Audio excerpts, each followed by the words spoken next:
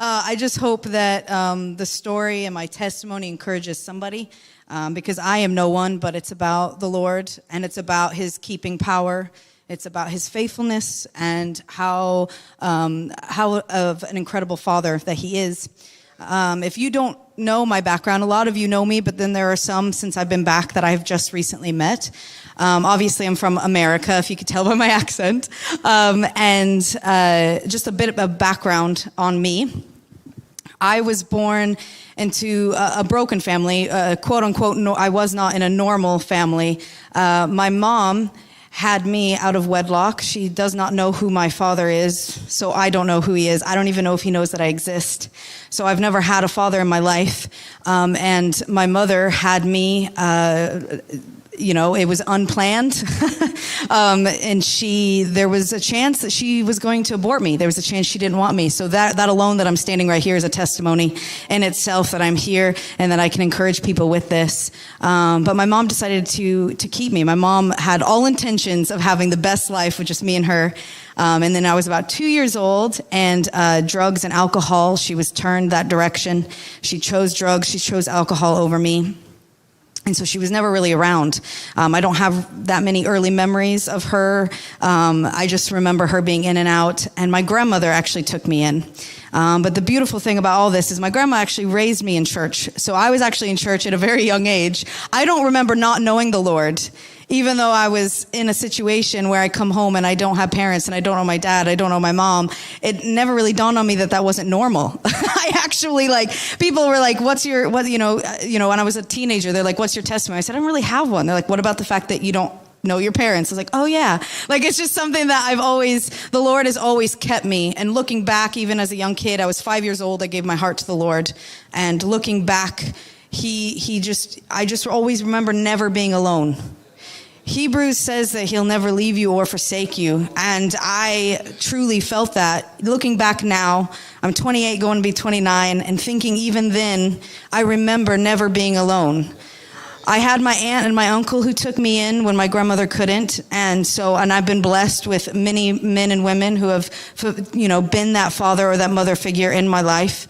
I was the girl who would go into church every chance I got. After school, I'd get the school bus to church because I just wanted to sit in the office, or I just wanted to, I was one of those people. We had those kids running around just wanting to be in the church because it was those people that helped me and shaped me and taught me and was a good role model for my life and taught me about the love of the Lord. That I fell in love with the local church. I believe the local church is important for the community. It helped raise me, and I believe that I believe and love the local church. And that's all I wanted to do, is I wanted to be in church always. And so I knew that I wanted to be in ministry one way or another, however that was going to look. I didn't know how that was going to look.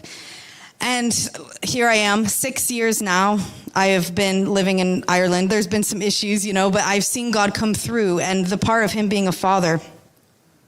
I've never been more taken care of ever in my life. People come and go, and maybe there's somebody listening who has come from a similar background than me, whether it was drugs, alcohol, broken families, divorce, whatever it could be. It's situations that you didn't start, but you were born into, circumstances that just have happened to you, that your identity isn't in those things.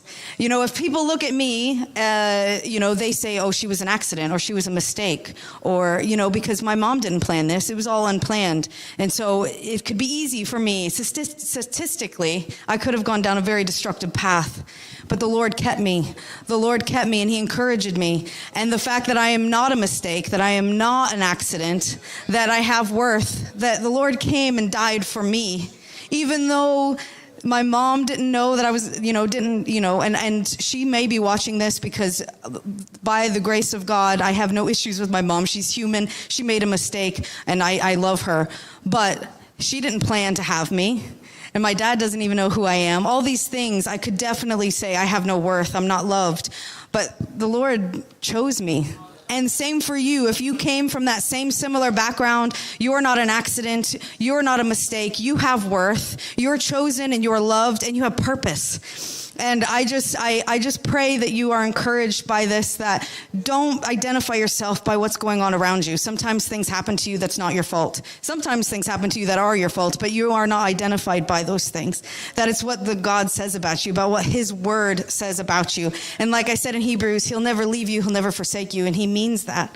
And I've seen that through my life, that he provided for me, he has taken care of me, he has loved me more than any earthly father ever could. And I would not choose any other way to live than this way. I've seen him come through in many, many, many situations. And I just feel like the most blessed girl. Like I just feel like so taken care of and so loved that I don't feel this void that I don't have a mom or a dad. That I'm loved and he chose me and he sent his only son to die for me because he wants to spend eternity with me, which is crazy. And not only that, he wants to do life with me right now. He wants to help me day in and day out, and he wants to help you too. So even if you feel that you aren't worthy, maybe, or whatever it is that you're feeling, know that there's a God who loves you, that he's a father to you, and that he wants to help you in every situation. And that he just wants to do life with you. And that's really all I have to say, is that he's so faithful, he's so good, and that he loves you more than you could ever imagine. And I just hope that encouraged somebody today.